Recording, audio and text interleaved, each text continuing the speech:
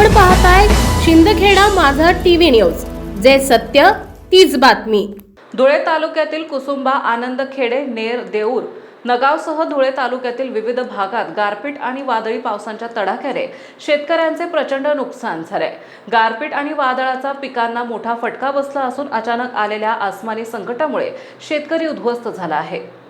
त्यामुळे महसूल आणि कृषी विभागाने त्वरित पंचनामा करून नुकसानीचा अहवाल शासनास सादर करावा। नुकसान झालेल्या शेतकऱ्यांना सरसकट नुकसान भरपाई मिळवून देण्यासाठी सरकारकडे प्रयत्न करणार असल्याचं माननीय आमदार कुणाल पाटील यांनी सांगितले।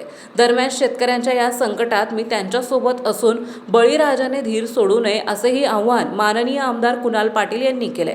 धुळे तालुक्यातील सोमवार दिनांक 30 मार्च रोजी सायंकाळी 4 वाजण्याच्या सुमारास मोठ्या प्रमाणात गारपीट आणि वादळी पाऊस झाला। कुसबा, नेर, आनंदखेडे, वार, कुंडाणे, देऊर, लोहगड, लोणेखेडी, उड्डाणे, गोताणे, चोगाव, नगाव, मोराणे या गावासह धुळे तालुक्यातील विविध भागात गारपीट वादळी पावसांमुळे शेतकऱ्यांचे मोठे नुकसान झाले। गारपिटीमुळे कांद्याची पात तुटून भुईसपाट झाली आहे, तर तसेच गारपिटीच्या तडाख्यात टरबूजचे मोठे नुकसान झाले।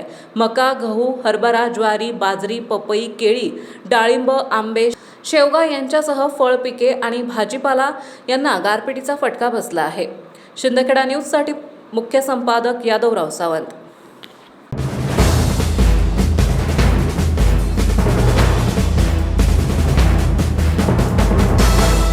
आपण पाहताय शिंदखेडा माझा टीव्ही न्यूज, जे सत्य तीच बातमी।